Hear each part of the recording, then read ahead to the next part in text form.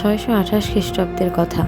হুদায়বিয়া সন্ধির পর মহানবী সাল্লাল্লাহু আলাইহি সাল্লাম আরবের প্রত্যন্ত অঞ্চল এবং পার্শ্ববর্তী দেশসমূহের শাসনকর্তাদের নিকট ইসলাম গ্রহণের আহ্বান জানাইয়া নিমন্ত্রণপত্র পাঠাইতে লাগিলেন। প্রবল প্রতাপশালী পারস্য সম্রাট খসরু পারভেজের নামেও বিখ্যাত সাহাবী আবদুল্লাহ ইবনে হুযায়ফা রাদিয়াল্লাহু তাআলা আনহু মারফত মহানবী একটি ইসলাম গ্রহণের নিমন্ত্রণপত্র পাঠাইলেন।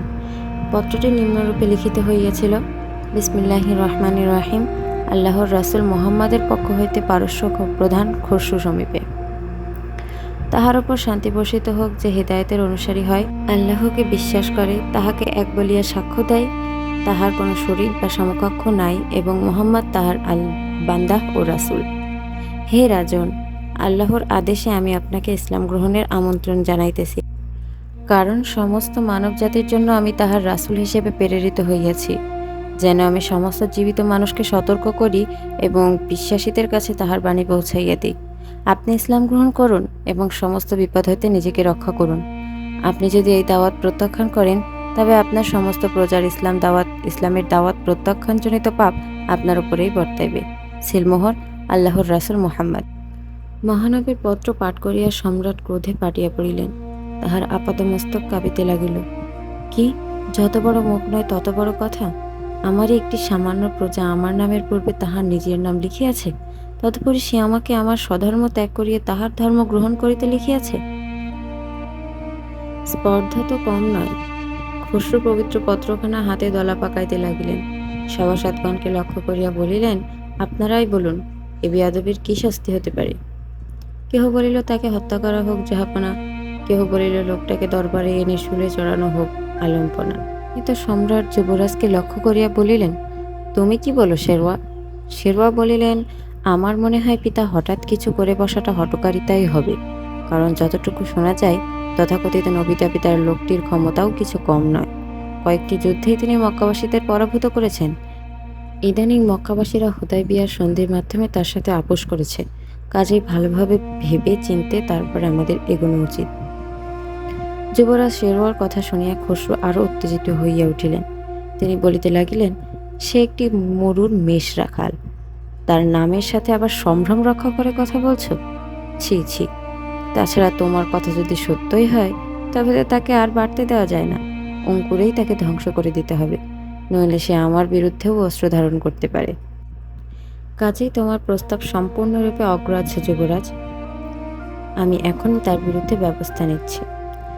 এই বলিয়া খসরু মহানবীর পত্রখানা টুকরো টুকরো করিয়া ধুলোয় নিক্ষেপ করিলেন। মহানবীর দূত আবদুল্লাহ ইবনে হুযায়ফাকে অপমানিত করিয়া তাড়াইয়া দিলেন। খসরুর তখন ধৈর্যের সীমা ছাড়াইয়া গিয়াছে। তিনি তৎক্ষণাৎ তাহার অধীনস্থ ইয়েমেনের শাসনকর্তা বাজানের নিকট এই বলিয়া পারওয়ানা সহ কয়েকজন দূত প্রেরণ করিলেন যে, মুহাম্মদ সাল্লাল্লাহু আলাইহি ওয়াসাল্লামকে গ্রেফতার করে অবিলম্বে আমার দরবারে প্রেরণ করো। এইদিকে আবদুল্লাহ ইবনে হুযায়ফা রাদিয়াল্লাহু তাআলা আনহু মদিনায় ফিরিয়া যাইয়া খসরুর দরবারের সমস্ত ঘটনা মহানবীর কাছে খুলিয়া বলিলেন। সবকিছু শুনিয়া তিনি বলিলেন, খসরু যেমন আমার পত্রটি টুকরো টুকরো করে ফেলেছে, তেমনি তার রাজ্যও অচিরেই মুসলমানদের হাতে টুকরো টুকরো হয়ে যাবে। খসরুর দূত যথাসময়ে ইয়েমেনে পৌঁছিলে বাজার কালবিলম্ব না করিয়া খসরুর দূতেদের সঙ্গে বেশ কিছু সংখ্যক সৈন্য সামন্ত দিয়া গ্রেফতারি পরোয়ানাটি মদিনায় পাঠাইয়া দিলেন। দূতগণ মদিনায় পৌঁছাইয়া মহানবীর খেদমতে উপস্থিত হইল এবং খসরুর পরোয়ানা দেখাইয়া সমস্ত ঘটনা খুলিয়া বলিল। তাহারা আরও বলিল, যদি আদেশ মতো স্বেচ্ছায় আমাদের সঙ্গে শাহানশার দরবারে হাজির হও, তবে আমাদের ইয়েমেনের শাসনকর্তা তোমার জন্য সম্রাটের কাছে সুপারিশ করতে পারে। অন্যথায় শাহানশার প্রধানলে পড়ে তুমি সদলবলে ধ্বংসপ্রাপ্ত হবে। মহানবী ইহাদের দুর্ব্যবহারে কিছুমাত্র বিচলিত না হইয়া বরং হাসি মুখে যথাযোগ্যভাবে তাহাদের অভ্যর্থনা করিলেন এবং তাহাদের পানাহার ও বিশ্রামের ব্যবস্থা করিয়া দিয়া আগামীকাল পুনরায় সাক্ষাৎ করিবার কথা বলিয়া দিলেন। পরদিন যথাসময়ে দূতগণ মহানবীর খেদমতে হাজির হইলে তিনি জিজ্ঞাসা করিলেন, কার পরোয়ানা, কার হুকুম? দূতদের একজন বিরক্ত সহকারে বলিল, তা তো গতকালই বলেছি, পারস্যের শাহানশাহ মহামান্য খসরু পারভেজের পরোয়ানা। আর ভনিতা নয়, এবার চলো আমাদের সাথে। মহানবী মুচকি হাসিয়া বলিলেন, খসরু তো নিহত। গত রাত্রে খসরুর পুত্র শেরওয়া তাকে হত্যা করে সিংহাসন দখল করেছে। তোমরা যাও, বাজানকে এই খবর জানিয়ে দাও।